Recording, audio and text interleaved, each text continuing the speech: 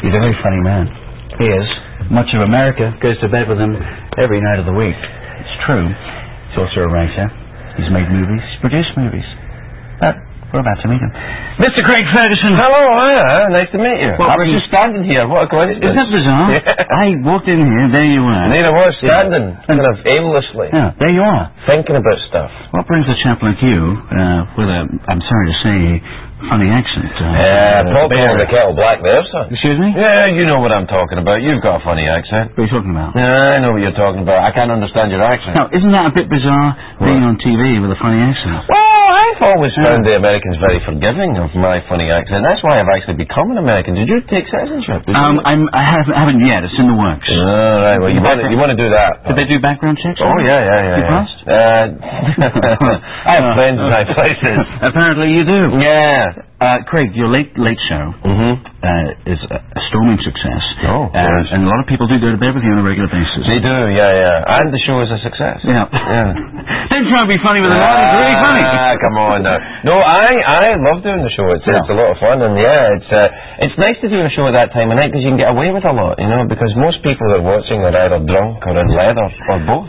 Right. Yeah. And the audience too. We invite them in. You're giving away my secret. All right. It's not good. Right. What is the most rewarding part of doing the show? What do you love most about it?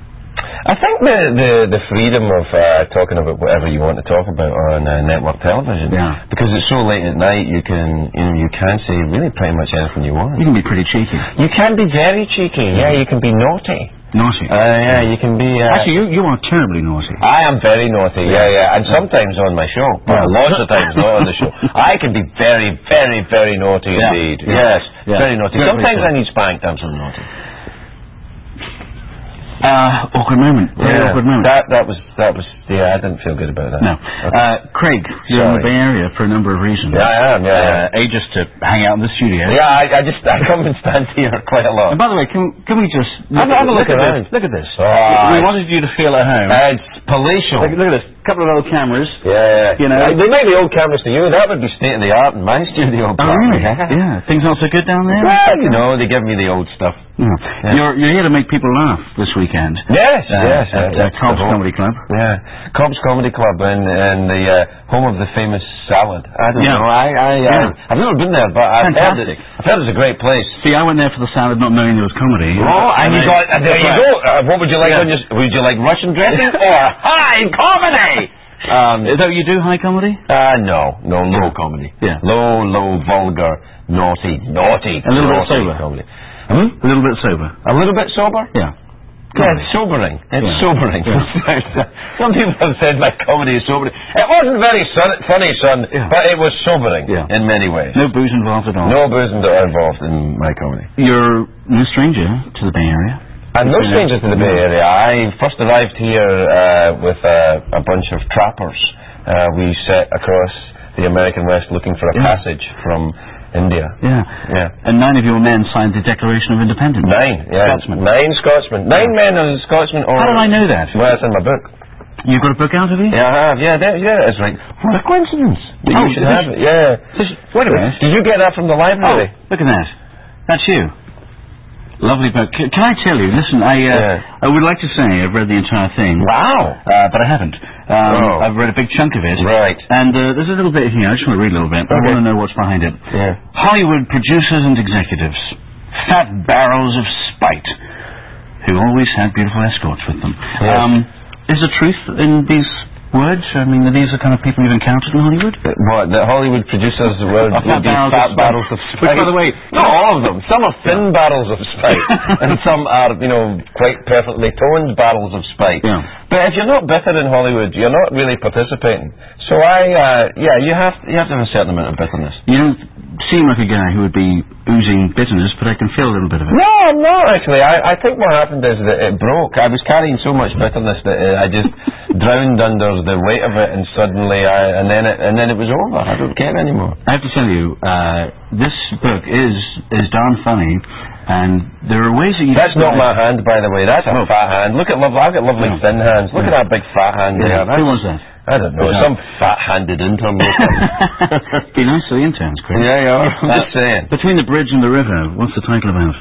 It's about a conversation I had with a Jesuit priest, who I asked him, do all suicides go to hell? And he said, yes. Well, let's see. No, if, for example, a man were to jump from a bridge and genuinely repent his actions before he hit the river, then he would enter the kingdom of the Lord. And so I thought, well, that's good. I like that idea. One more shot on the table, one last chance at redemption. So that's what the book's about. It is bloody funny. Thank you. And you do have a wonderful way of describing people in the most horribly nice, awful way. Thank you, I think. Yeah. No, I mean that. Yeah, right, thank you. Right, I think maybe no. I don't know. Yes? Bay Area. Uh-huh. Obviously, we talk about the fact that... Hey, wait a minute. Can I look at your hand? Yeah. Hey! I'm a hand model. Yeah. I'm a hand model, and this is my first... How do you get hand jobs around here? As a hand model? Oh, God! You know, I've got to ask you this. Yes. See that guy over there? Craig, question for you. So, what makes you laugh? I like a moustache. I think a moustache makes me laugh, especially a moustache with some kind of metal attached. Yeah. Why is that? I think because metal and moustaches are two words that begin with M. Also, motor car and melons. And melons are funny because they're another way of describing women's breasts. And we come full circle. Hey, you may be on late at night. I am maybe on late at night. I may be on late at night. You might not. Well, you may not be on. We're not. You can see women know they have breasts. Even during the day. They don't it suddenly doesn't, the sun goes down and they go, hey, what are these things? They know, all day. All day they're walking around going, oh yes, I'm very familiar with this.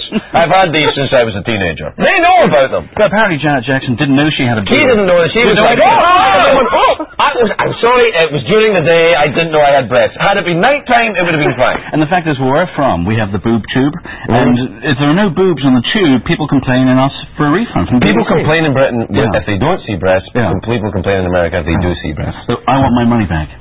Yeah. What do you love most about the Bay Area when you come here? I think for me it has to be about the sea. The seaside? Side. Do you like... I was going to say that. I was just slowing down. Yeah. Do you like the beaches? I like the beaches. I like the water here. Sandy beaches. I like the sandy beaches, and I like the water because there's a lot of seals and sea lions out there, which attracts the great white, which is my favourite shark. Yeah. Have you got any scars? Have you come close to it? With the great white shark? No. You don't get close to a great white shark. You don't? No, because they'll break your heart. So don't get close to a great white shark. They'll break your heart. They'll break your heart. They'll love you and leave you. They'll sorry, baby, I gotta move on. And they just leave. I love you, but I live for seal. And then they off they go. You do shark well. I do shark well. What about Bay Area audiences? What do you make of them? I don't know. This will be my first time with First time? Yeah, first time Bay Area audience. Can I give you some advice? Yes, personally, yes. Why not? Did I have to take it? Would you? Yes, why not? Very smart people. Are they? Very smart people. Oh, and they apparently like people with funny accents on TV here. Well, then we should be all right. Yeah. You've got by so far? So far, how about you? All right. Yeah, well, then you're all right. What do you think at home? They're all right with it. Craig, I'm going to love you and leave you. Okay. Good luck. I'm sure I've seen that hand somewhere before. Here's the book. Between the bridge and the river, and there's my fat hand. See Craig at Cobb's Comedy Club this weekend.